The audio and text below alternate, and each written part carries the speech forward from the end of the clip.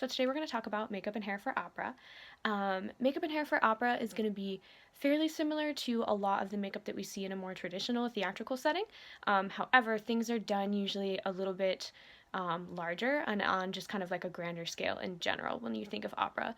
So a lot of times they take place in larger theaters. So because the distance from the stage um, is a lot farther from a lot of the audience members, the makeup has to be done in like a much stronger fashion than a lot of things that we might be used to seeing in like a smaller, more intimate theatrical space.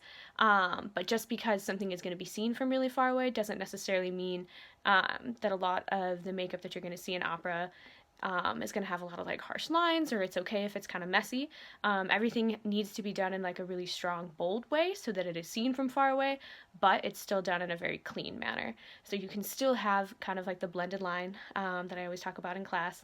Things can still be blended and they can have a nice like gradient and shadow, but they have to be strong. So you're not going to be able to kind of just like lightly contour someone's face, or if you're doing like an age makeup, a lot of times in opera, age makeups have to be much, much more dramatic than what we are used to seeing. And it's not only because of like the strong lights that are hitting the artist and because of the distance that they're at.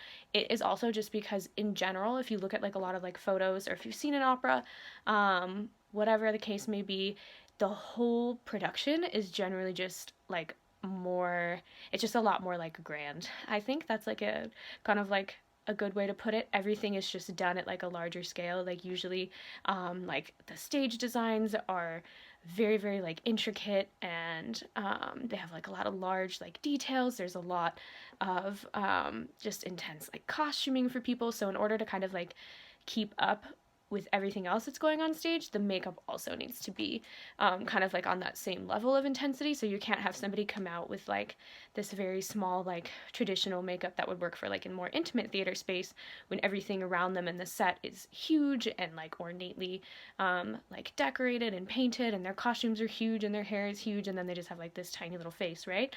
So you want to be able to see their emotions and like the definition on their face just as well as you can see everything else that's on stage. So a lot of times it's almost like not necessarily that the makeup is like competing with everything else going on, but it has to be able to be like on the same level that the rest of the opera is designed on, if that makes sense.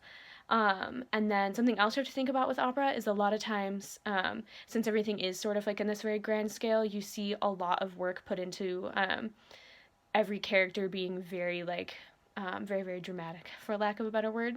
So there's a lot of emotion put in to every single character. There's a lot of emotion into everything that they're singing. So a lot of times, for these more like specific character makeups, you see a lot of that emotion reflected back into the makeup. So it's not that we don't see that in a lot of traditional theater, but I feel like in opera, again, just because I feel like everything is sort of just like a few steps up from what like our traditional theatrical experiences are, it's just going to be a little bit more intense. The emotions are going to be a little bit more like vivid. They're going to be bolder in the makeup. So it's important to always kind of think about the space that you're working in, and not only the space, but also like the style of theater that you're working in. So what might work for an opera for old age makeup, you might have a director that would absolutely hate it if it was just like a traditional theatrical setting. Or if you're working in a musical, they may not want to see this same sort of dramatic looks that would be appropriate for something that is an opera.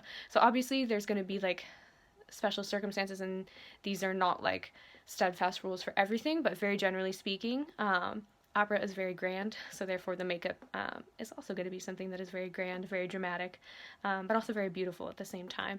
And then it's not just the makeup, it's also the hair and the wigs, the facial hair, everything. You see some really, really cool like fantasy looks a lot in opera. I think that they really do like kind of like push the limits of design.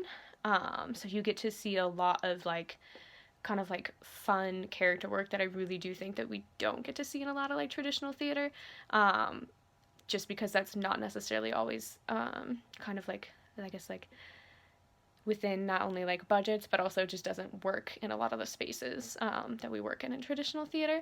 So you'll get to see like a lot of like really like kind of like crazy like dramatic intricate characters, but you will also see a lot of just like regular makeup people who just look like people. But if you were to see them up close, they might look a little bit more intense than what we are used to seeing sort of in like traditional theater. So you'll see everything, like you'll see like special effects looks that are done for opera. You'll see, like I said, like a lot of character looks, beauty looks, fantasy. There's just a little bit of everything. There's a lot of like modern day operas that are out now. So I think a lot of times people think of opera and they do kind of think of just like very like classical works. But really now there's just about everything going on. Some of the bigger opera houses. So here in Chicago, we have Lyric Opera. That's a huge one. You have Opera Theater of St. Louis.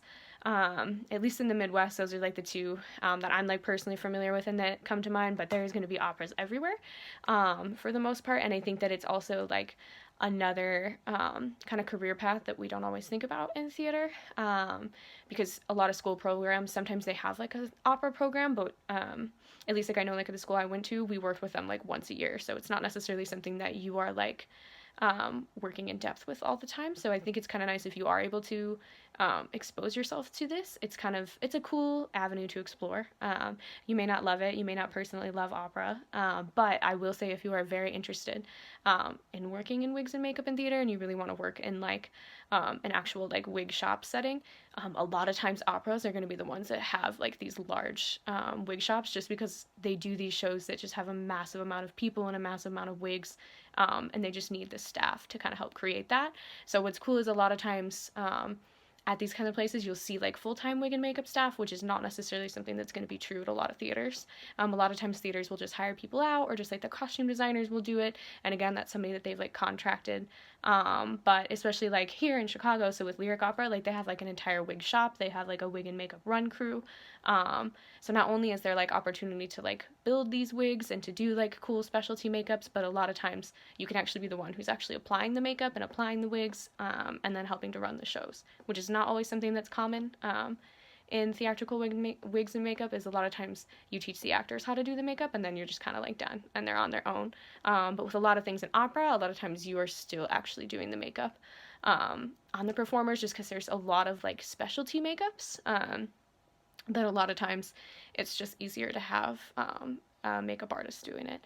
So again, so it's going to be kind of similar. So opera is not like so different and so out of this world from like the traditional theatrical makeup that we've been studying, but it is different enough that I think it is kind of cool to spend just like a little bit of time focusing on it and just to kind of like compare and contrast looks that are done for like a regular theatrical show. And a lot of times you can find like plays and musicals that they've turned into operas, so it's kind of cool if you put them sort of side by side and just kind of see the difference between like the size of the stage, the way that they chose to design it, because you will notice that like everything is just amped up just like a little bit. And again, it's not going to be every single opera that's going to be like that, but for the most part and in general, and the things that like I personally have been exposed to at like in St. Louis and at Lyric Opera, things are done in a very, very grand, bold way, and it is really cool to see the intensity of a lot of the things that they are able to create. So yeah, so I tell you, if you can kind of like get an apprenticeship or like get an internship or get a job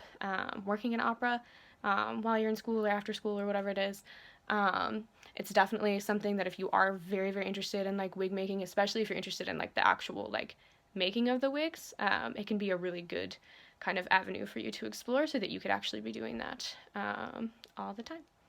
And I hope you enjoyed my little talk on opera.